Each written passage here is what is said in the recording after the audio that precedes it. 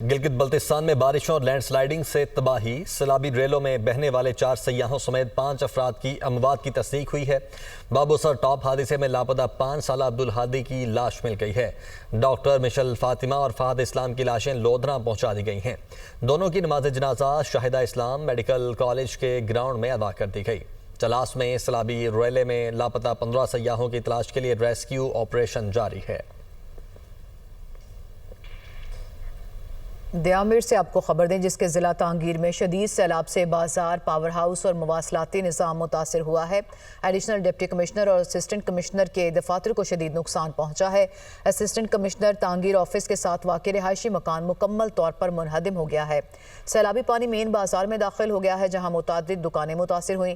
Power house کا water channel تقریباً 100 fit تک سیلاب کی زد میں آ کر مکمل طور پر تباہ ہوا۔ بجلی معطل ہو گئی۔ بجلی متاثر ہونے سے موبائل نیٹ ورک کی سہولت بھی مکمل طور پر معطل ہے۔ انتظامیہ نے ہنگامی اقدامات شروع کر دیے ہیں، تاہم شدید تباہی کے باعث بحالی میں وقت لگ سکتا ہے۔ سیلابی ریلے کے پانی سے کھیت اور قبرستان بھی زیر آب آ چکے ہیں۔ ملک بھر میں حالیہ بارشوں کے دوران مختلف حادثات میں اموات کی مجموعی تعداد 252 ہو گئی ہے۔ ملک بھر میں موسلادھار بارشوں سے 24 گھنٹوں میں مزید 10 افراد جاں بحق جبکہ 13 زخمی ہوئے۔ 26 جون سے 23 جولائی تک اموات کی تعداد 252 ہو گئی، 611 افراد زخمی ہوئے۔ NDMA کے مطابق جاں بحق ہونے والوں میں 121 بچے، 85 مرد اور 46 خواتین شامل ہیں۔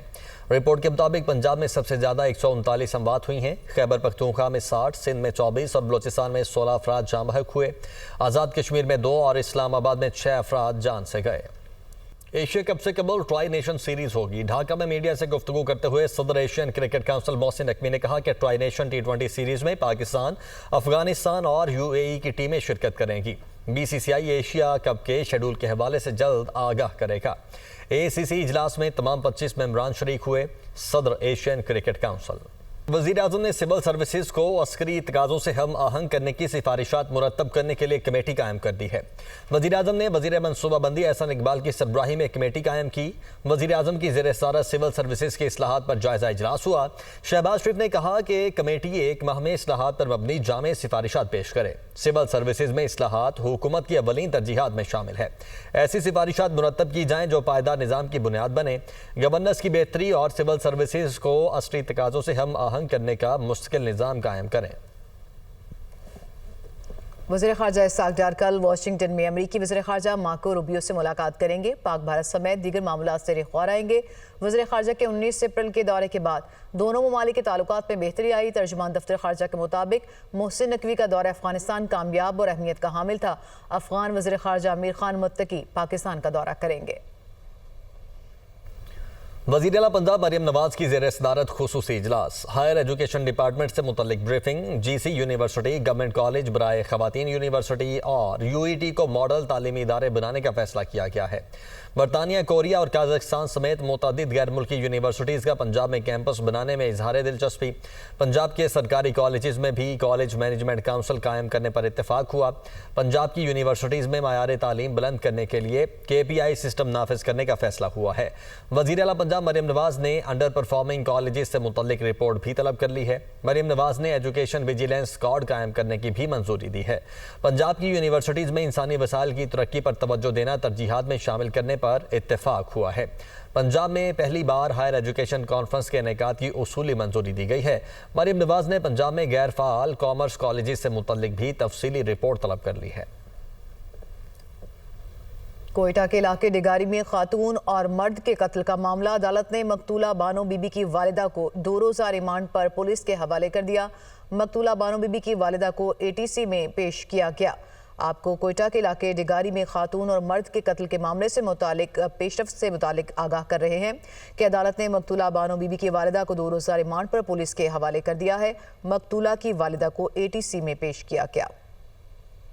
سینٹ میں غیرت کے نام پر بلوچستان میں ہونے والے قتل پر قرارداد پیش۔ قرارداد سینیٹر شہری رحمان نے پیش کی۔ ایوان بلوچستان میں غیرت کے نام پر قتل کی مذمت کرتا ہے۔ قرارداد کے متن میں کہا گیا ہے کہ جرگے میں ملوث افراد کو سخت سے سخت سزا دی جائے۔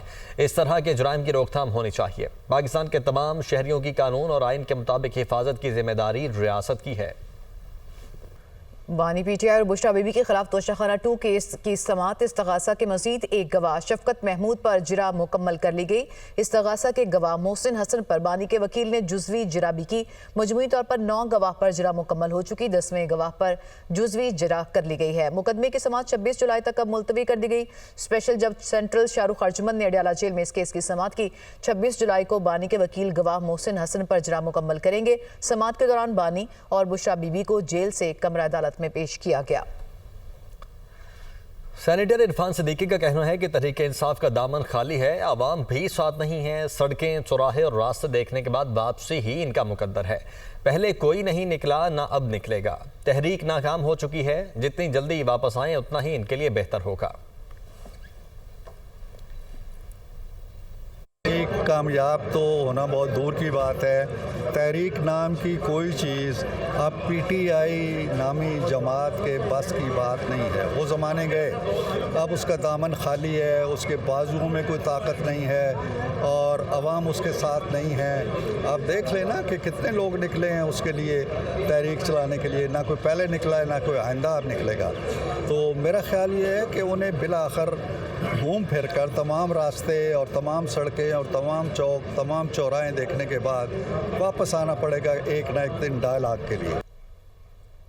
چیئرمین سینٹ یوسف رضا گیلانی کہتے ہیں کہ پاکستان دہشت گردی کا سب سے زیادہ شکار ہوا۔ افواج پاکستان نے دہشت گردی کے خلاف کامیاب آپریشن کیے۔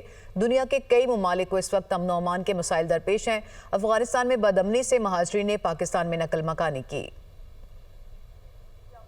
اس وقت پوری دنیا میں ایک لہر چلی ہوئی ہے اور اس لہر سے آپ نے دیکھا کہ بہت سے ممالک میں اور خصوصاً اسلامی ممالک میں امن جو ہے وہ خراب کیا جا رہا ہے۔ تمام بھائی بہنیں ہماری جو بچے تھے وہ یہاں تشریف لائے پاکستان میں، ہمارا برادر ممالک ہے، ہم نے ان کو ویلکم کیا۔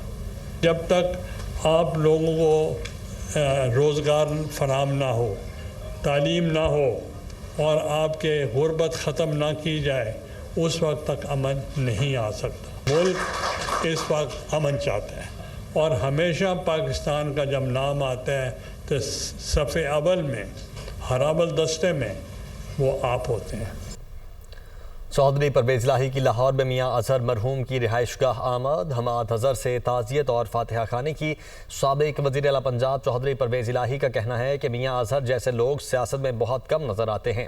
انہوں نے ایمانداری کے ساتھ وزاداری سے سیاست کی۔ ہم دعا گو ہیں کہ اللہ ان کو جنت میں اعلیٰ مقام عطا فرمائے۔